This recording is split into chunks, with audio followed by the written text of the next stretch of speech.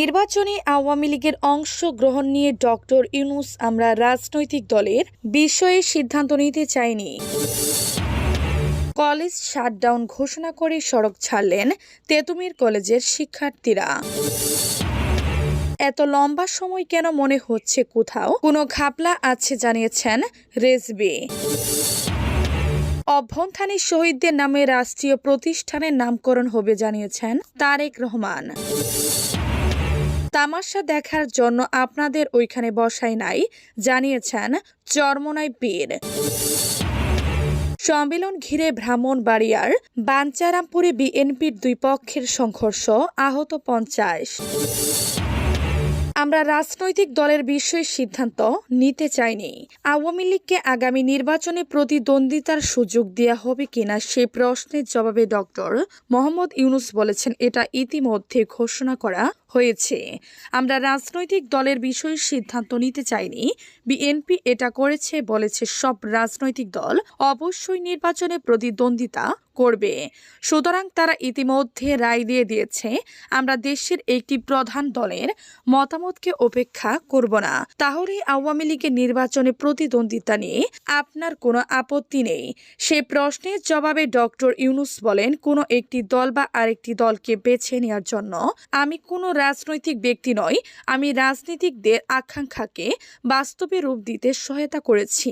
ভারতীয় সংবাদ মাধ্যম দ্য হিন্দুকে দেয়া সাক্ষাৎকারে এই কথা বলেছেন প্রধান উপদেষ্টা ডক্টর মোহাম্মদ ইউনূস। ঢাকায় প্রধান উপদেষ্টার বাসভবন যমুনায় দেয়া ওই সাক্ষাৎকারে আজ সোমবার হিন্দুর অনলাইন সংস্করণে প্রকাশ করা হয়েছে। সাক্ষাৎকারে খেলাপি ঋণ সহ নানা সমস্যায় জর্জরিত আর্থিক খাতে শৃঙ্খলা ফিরিয়ে আনতে সরকারের নেয়া নানা উদ্যোগ ও সেগুলোর সফলতার কথা তুলে ধরেন ডক্টর ইউনূস। কলেজ শাটডাউন ঘোষণা করে সড়ক ছাড়লেন তেতুমির শিক্ষার্থীরা। রাজধানী সরকারি তেতুমির কলেজের শিক্ষার্থীরা অনির্দিষ্টকালের জন্য কলেজ শাটডাউন কর্মসূচি দিয়ে আজ সোমবার রাত 9:30টার দিকে সড়ক ছেড়েছিলেন। এই কর্মসূচির অংশ হিসেবে তারা কোনো ধরনের ক্লাস পরীক্ষায় অংশ নেবেন না, এমনকি তারা আগামীকালও সড়ক অবরোধ করবেন। সরকারি তেতুমির কলেজকে বিশ্ববিদ্যালয়ে রূপান্তরের দাবিতে রাজধানীর মহাখালী এলাকায় সোমবার 4.5 ঘন্টা সড়ক ও রেলপথ অবরোধ করেন শিক্ষার্থীরা। এরপর 2.5 ঘন্টা বিরতি দিয়ে সন্ধ্যায় আবার সড়ক অবরোধ করেন শিক্ষার্থীরা। রাত 9:30টার দিকে অবরোধ শেষ করে তারা ঘোষণা দেন, আগামীকাল মঙ্গলবার আলোচনায় বসার কথা রয়েছে। ইতিবাচক সিদ্ধান্ত না আসা পর্যন্ত কাল সকাল থেকে কলেজ শাটডাউন কর্মসূচি পালন করা হবে।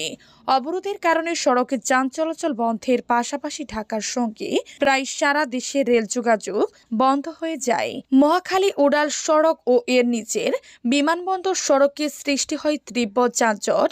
দিনভর চরম ভোগান্তিতে পড়েন বিভিন্ন গন্তব্যের উদ্দেশ্যে রওনা হওয়া সাধারণ যাত্রীরা। অবরোধে সরতে শিক্ষার্থীদের প্রতিবন্ধকতা উপেক্ষা করে কমলাপুরগামী একটি ট্রেন দ্রুত গতিতে মহাখালী রেল ক্রসিং অতিক্রম করে। রেলপথ অবরোধ করা শিক্ষার্থীরা তখন ক্ষুব্ধ হয়ে ট্রেনে পাথর ও ইটপাটকেল নিক্ষেপ করেন। এতে ট্রেনে থাকা কয়েকজন যাত্রী আহত হন এবং ট্রেনের কিছু জানালার কাচ ভেঙে যায়। এত লম্বা সময় কেন মনে হচ্ছে কোথাও কোনো ঘাপলা আছে জানিয়েছেন রেজভী। সংস্কারে 4 বছর সময় লাগবে বলে অন্তর্বর্তী সরকারের প্রধান উপদেষ্টা ডক্টর মোহাম্মদ ইউনূস একটি আন্তর্জাতিক গণমাধ্যমকে যে বক্তব্য দিয়েছেন তা বিএনপিকে ভাবিয়ে তুলছে বলে মন্তব্য করেছেন দলটির জ্যেষ্ঠ যুগ্ম মহাসচিব রুহুল কবির রিজভী। তিনি বলেছেন, কেন তিনি প্রধান উপদেষ্টা এত লম্বা সময়ের কথা বলেছেন। সংস্কার এটা তো এত লম্বা সময়ের কথা নয়। মনে হচ্ছে সরকারের মধ্যে কোথাও কোনো জায়গায় গাপলা আছে। সরকারের মধ্যে কোথাও কোনো মাস্টার প্ল্যান আছে কিনা এটা এখন আমাদের ভাবিয়ে তুলছে। আজ সোমবার বিকেলে জাতীয় প্রেস ক্লাবে আমরা বিএনপি পরিবার আয়োজিত এক কর্মসূচিতে বিশেষ অতিথির বক্তব্যে এ কথা বলেন। অনুষ্ঠানে প্রধান অতিথির বিষয়ে লন্ডন থেকে বিএনপির ভারপ্রাপ্ত চেয়ারম্যান তারেক রহমান ভার্চুয়ালি যুক্ত ছিলেন। এদিকে প্রধান উপদেষ্টার প্লেস উইং থেকে আজ জানানো হয়েছে, প্রধান উপদেষ্টা অন্তর্বর্তী সরকারের 4 বছরের মেয়াদের কথা বলেননি। রুহুল কবির রিজভী অন্তর্বর্তী সরকারের উদ্দেশ্যে বলেন, আমরা সবাই বিএনপি সহ সব গণতান্ত্রিক দল যে সরকারকে সমর্থন করেছি সেই সরকার দেশ চালাচ্ছে। ঠিক আছে, আলাপ আলোচনা তর্ক বিতর্কের মধ্যে দিয়ে এগোতে হবে, কিন্তু গতকাল আন্তর্জাতিক একটি গণমাধ্যমে যে কথাটি বলেছেন প্রধান উপদেষ্টা, ওইখানে কিন্তু একটা বড় ধরনের প্রশ্ন আমার মনের মধ্যে কাজ করছে। 4 বছর লাগবে সংস্কার করতে কেন? এই প্রশ্ন তুলে রিজভী বলেন, সংস্কার তো যুগে যুগে বিপ্লব আন্দোলনের নেতৃত্ব তো দিয়েছে রাজনৈতিক দলই তো তৈরি করেছে সংবিধান, সংসদ। অভ্যুত্থানী শহীদদের নামে রাষ্ট্রীয় প্রতিষ্ঠানের নামকরণ হবে জানিয়েছেন তারেক রহমান। বিএনপি ক্ষমতায় গেলে বিভিন্ন এলাকায় রাষ্ট্রীয় প্রতিষ্ঠানের নামকরণ ছাত্র জনতার অভ্যুত্থানের শহীদদের নামে করা হবে বলে জানিয়েছেন দলটির ভারপ্রাপ্ত চেয়ারম্যান তারেক রহমান।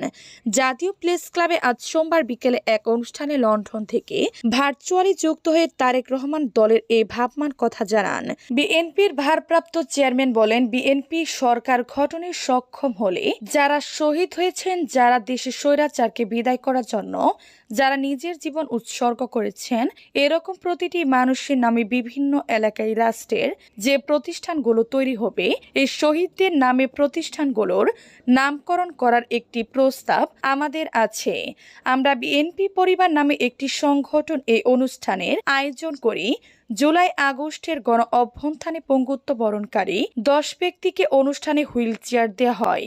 তারেক রহমান সংগঠনটির প্রধান পৃষ্ঠপোষক ও তত্ত্বাবধায়ক। সমাজের বিত্তবান সবাইকে অসহায়দের পাশে দাঁড়ানোর আহ্বান জানান তারেক রহমান। তিনি বলেন, আমরা সবাই যদি সহযোগিতার হাত বাড়িয়ে দেই, তাহলে আমরা যেরকম বাংলাদেশ কল্পনা করি সেই বাংলাদেশের সূচনা করতে সক্ষম হব বলে আমি বিশ্বাস করি।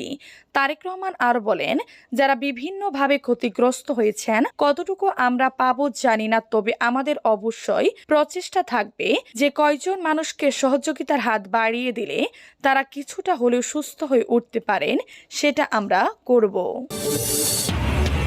তামাশা দেখার জন্য আপনাদের ওইখানে বসাই নাই জানিয়েছেন চরমোনাই পীর। অন্তর্বর্তী সরকারকে উদ্দেশ্য করে ইসলামী আন্দোলন বাংলাদেশের আমির সৈয়দ মোহাম্মদ রেজাউল করিম চরমোনাই পীর বলেছেন, হাজার হাজার মায়ের কুল খালি হয়েছে, এখনো মায়ের কান্না বন্ধ হয় নাই। আর আপনারা বিনা পরিশ্রমী চেয়ার পেয়েছেন আর ওইখানে বসে বসে তামাশা করছেন। এই তামাশা দেখার জন্য আপনাদের ওইখানে বসাই নাই। জনগণের প্রত্যাশা ছিল পরিবর্তনের মাধ্যমে বাংলাদেশটা হবে সুন্দর রাষ্ট্র, এজন্যই আমরা রাজনীতি করেছি। আজ সোমবার খুলনা নগরীর ডাক বাংলা সোনালী ব্যাংক চত্বরে ইসলামী আন্দোলন বাংলাদেশ খুলনা মহানগর ও জেলা কমিটি এক গণসমাবেশের আয়োজন করে। সেখানে প্রধান অতিথির বক্তব্যে তিনি এসব কথা বলেন।